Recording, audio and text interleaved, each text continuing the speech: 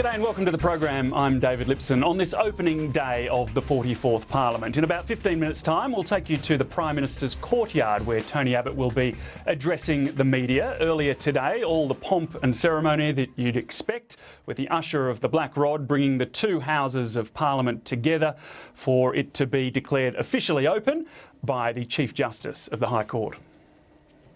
Her Excellency the Governor-General has appointed me as her deputy to declare open the Parliament of the Commonwealth. And back in the House of Representatives, all the members were sworn in and Bronwyn Bishop was elected the Speaker. Bronwyn can do what is necessary to maintain control of what is sometimes an unruly House. It should never be a place where motives are impugned or characters assassinated. When given the opportunity to stand out in front of a poster out front of this place saying, "Ditch the witch," to saying, "Julia, Bob Brown's bitch," what did she do? Did she apologise? Did she apologise for that? Never. And the fun begins. Joining me here in the studio is Liberal MP Alan Tudge and Labor MP Stephen Jones. Thank you both for your time today and welcome back. Good to be with you. Let's start with the Speaker now, Alan Tudge. It looks like Parliament isn't going to be gentle. Is Bronwyn Bishop the right person to keep it under control? She was kicked out a number of times. I think Bronwyn Bishop will be an outstanding Speaker. She is a very experienced person. She's a formidable individual. She knows the standing orders backwards, and I think she will be an excellent Speaker and very impartial across the Parliament. Graham Perrott going after, well, she wasn't quite the Speaker at that point, but going after her like that, fairly unconventional. Is that something we can expect to see more of, that kind of aggression in this 44th Parliament? Well, I think Ms Bishop, and can I start by saying congratulations on her elevation to the role, an important role in our Parliament. In the 43rd Parliament, she was one of the government's attack dogs. And as she herself got up and said on her elevation, this is a tough adversarial Parliament, and I don't think she would have expected any less. The Leader of the Opposition and the Deputy Opposition called upon her to act in a non-partisan way, to ignore the plaintive pleas of the Prime Minister and Christopher Pyne as Leader of the House, who in fact implored her to act in a partisan way. She said she wouldn't. I hope she keeps good to that. OK, well, we know that the repeal of the carbon tax is the government's first order of business. We've been over that a million times. So I want to actually go to the second order of business, which is the raising of the debt ceiling. Sure. The Coalition wants to raise it by $200 million to $200 billion, I should say, to $500 billion. Labor's only going to allow a $100 million increase. Stephen Jones, first to you. Labor raised the debt ceiling several times and also left the Coalition with this rising debt.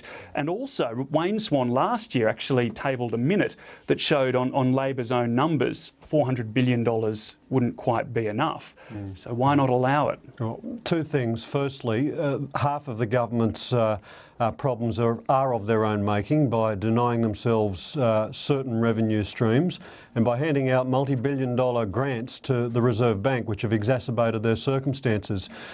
We don't think it's unreasonable to hold the government to the same standard that they held us to.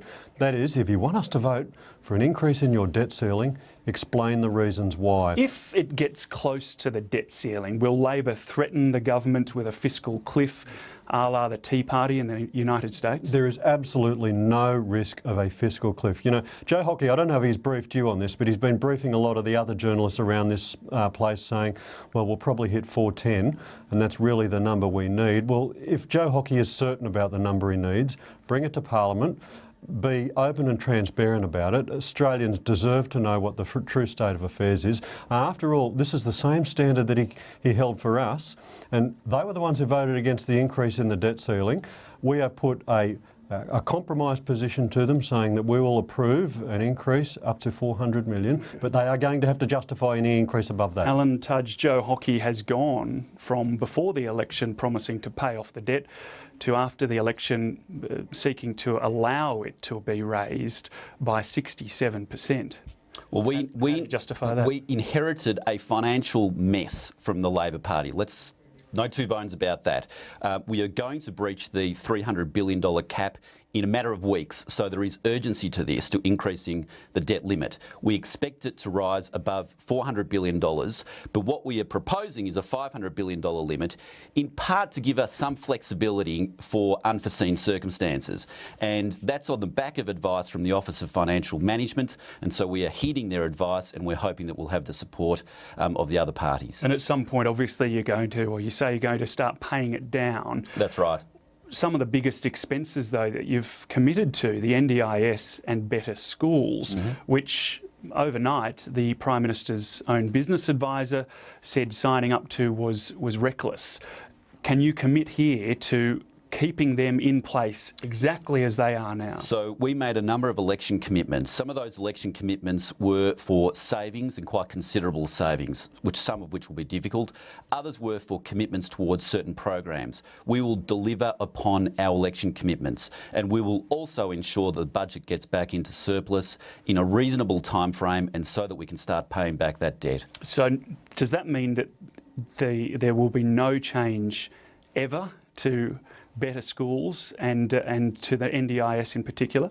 We're working through the NDIS, as you know. The Productivity Commission did a review, and we're keen to abide by the Productivity Commission's timetable, and we want to do that on a bipartisan basis. There's trials in place at the moment. We've got a new government, a new minister in charge, and we're working through what is a very important but very complex matter, and we want to do it in a staged, considered, appropriate manner so that we can deliver upon expectations. So expensive policies, expensive reforms, but ones that are worth it, you still believe?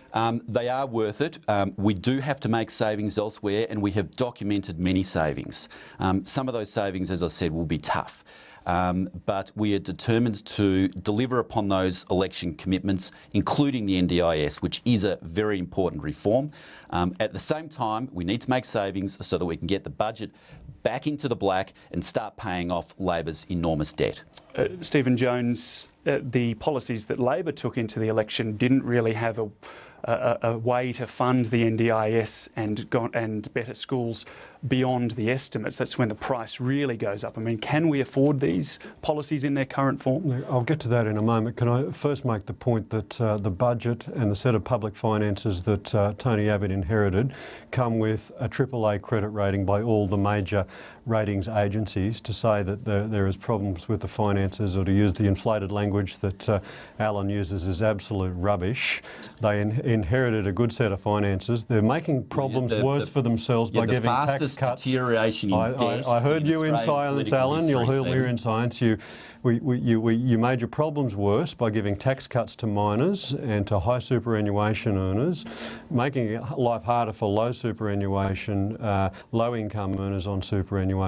But in terms of the finances, we made savings to introduce the NDIS and the Gonski school reforms, and we introduced an increase in the Medicare levy, which in standard budget accounting processes ensured that it was fully funded over the forward estimates periods. We're quite honest about the fact that if after the trial period there needed to be more savings or more revenue initiatives to put in place, then we'd look at that point in time. Okay, let's turn to foreign investment. Joe Hockey today has approved the foreign investment application from Saputo Incorporated to bid for Warrnambool Cheese and Butter Factory Company. Now, no conditions, and he said clearly in his statement, once again, Australia is open for business. Is that a sign of where he may go or should go in the GrainCorp decision, do you think, Alan? I think each individual decision needs to be taken on its merits, and we've consistently said that. We have a Foreign Investment Review Board to ensure that foreign investment is in Australia's national interests, and that determination was made here for the Warrnambool Cheese and Butter Company. Bear in mind, with this company, the decision was only made to allow Saputo, the Canadian company, to bid on it. There are two other Australian bidders also for that company, and it's ultimately up to the shareholders now to determine who they'll sell the company to. Yeah, because Tony Abbott said, I think all of us emotionally hope that the favoured bidder is either Bega Cheese or Murray Goulburn.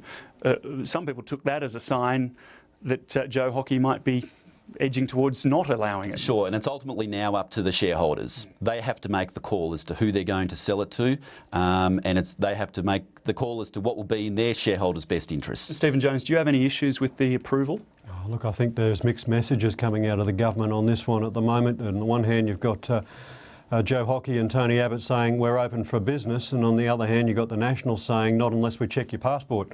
Now frankly I think we need more certainty when it comes to foreign investment decisions. Australia has relied on foreign capital to ensure that we have industry and business financed for all but 1 year since Federation. Nothing should change on that. We need more certainty around this, and it takes a little bit more than Tony Abbott appealing to his emotions. Ultimately, as Alan says, shareholders are going to be the ones who make a decision on this. Alan Tudge, what do you say to your Nationals colleagues who've raised concerns, particularly about the GrainCorp sale?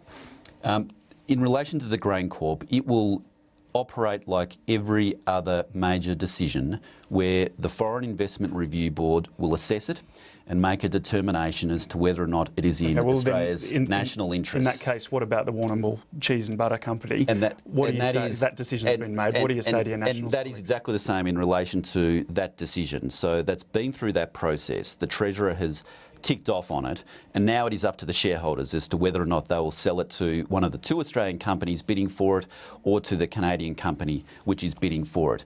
It's a case-by-case example to determine whether or not it's in Australia's national interest. We need foreign investment, as Stephen said, but it has to be in Australia's national interest, and that's precisely why we have this process in place. If there's no national interest concerned over, one of Australia's, what will be one of Australia's largest dairy companies, why is there going to be a national interest enlivened over GrainCorp? And surely the message to the National Party at the moment is, quite at odds with all of their public statements. You can have emotional appeals all you like, but it'll be the foreign investors that get the tick every time. Another big issue this 44th Parliament is, as it was in the 43rd Parliament, asylum seekers. And I want to turn to that issue now. Indonesia, Alan Tudge, says that there are plans afoot for a people swap arrangement with Indonesia. Would you support that? Australia is not engaged in people swaps. We're having ongoing discussions with the Indonesians. We are doing so on a regular basis.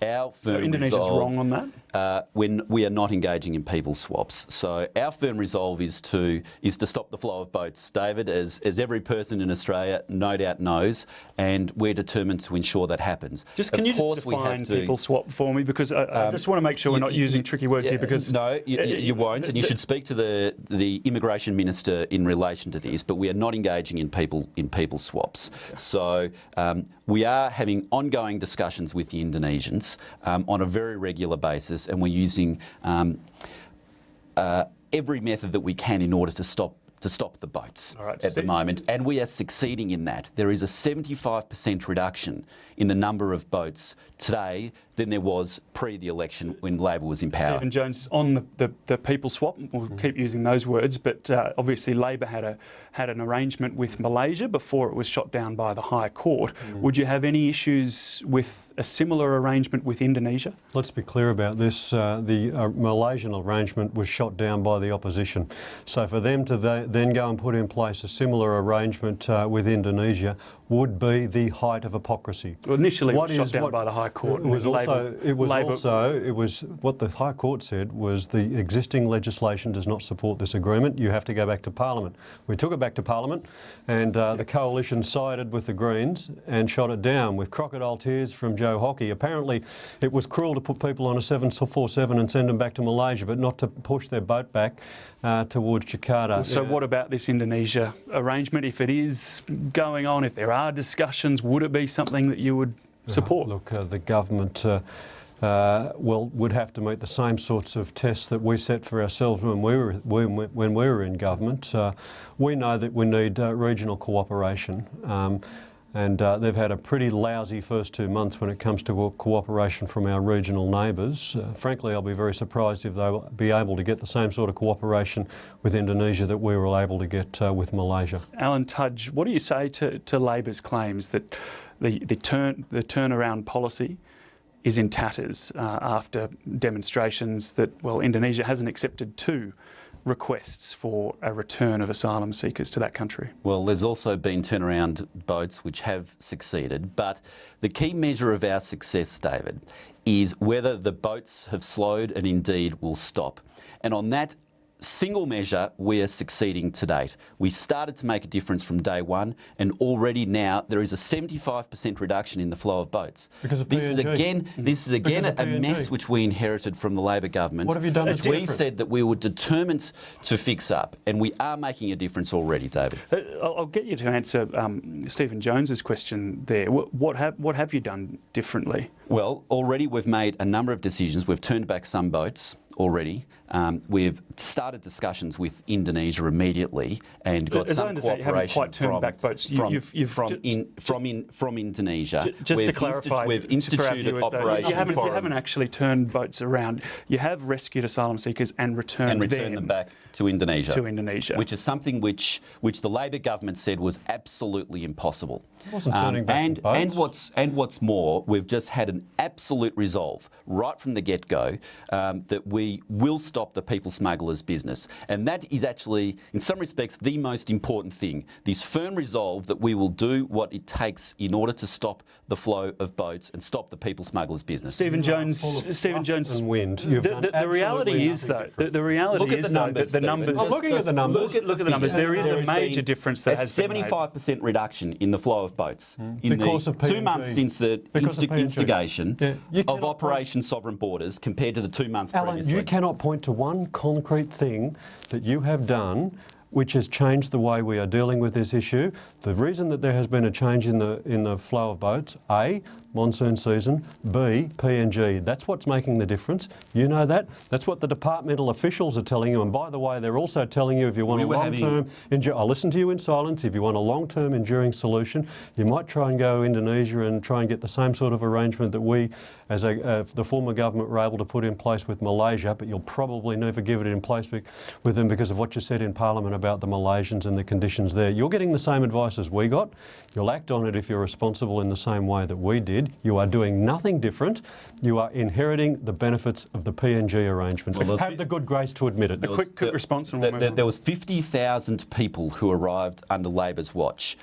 When Labor exited government, 3 boats a day were arriving. Now we haven't had we haven't had a boat for the last almost 3 weeks without a boat. A 75% reduction already. We still have a long way to go, but they're the numbers which we need to be looking at. All right, you can see on your screen the Prime Minister's courtyard, those famous doors out the front, or the back, you could say, of the Prime Minister's office, and Tony Abbott will be stepping through those doors any moment now. In the meantime, we'll continue with our discussion. I want to look at the renewable energy target.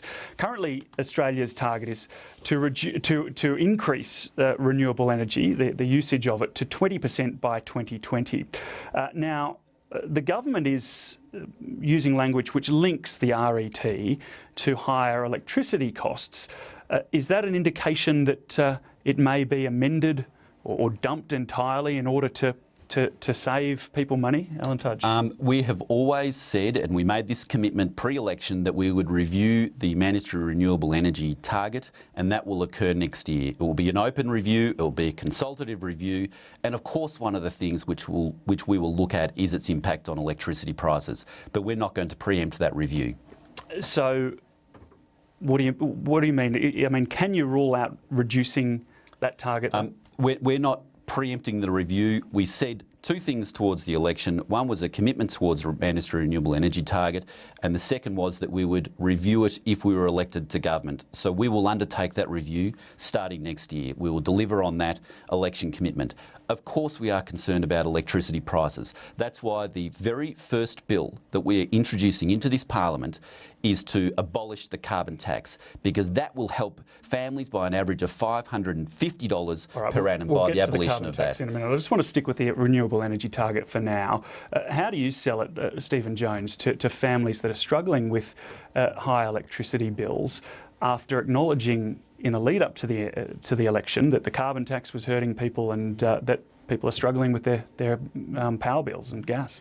I favour a market-based mechanism, the same one that Alan used to favour before he became a member of Tony Abbott's opposition. He wrote some very good articles on the importance of a market-based mechanism for reducing carbon emissions when he was an environmental and economic consultant. But the thing about the RET, and let's be quite clear about this, it is driving investment in renewable energy. The first thing that Tony Abbott is doing on becoming Prime Minister of this country is injecting uncertainty in the renewable energy sector. That is people who want to invest in large-scale wind, large-scale solar, large-scale geothermal. If we are going to bring energy prices down over the long term and switch to a clean energy future, we need large-scale investments in these alternatives. If they're driving up the cost of electricity and gas, though, aren't taxpayers subsidising those industries in a roundabout way? Families are paying for that investment. How do you justify it to them? Why are they paying for it? David, the important thing, what is the purpose? Sorry to interrupt. The Prime Minister, Tony Abbott, thanks very much for joining us. Thanks, David. Thanks, Stephen. Mr. Abbott. Is now getting down to business.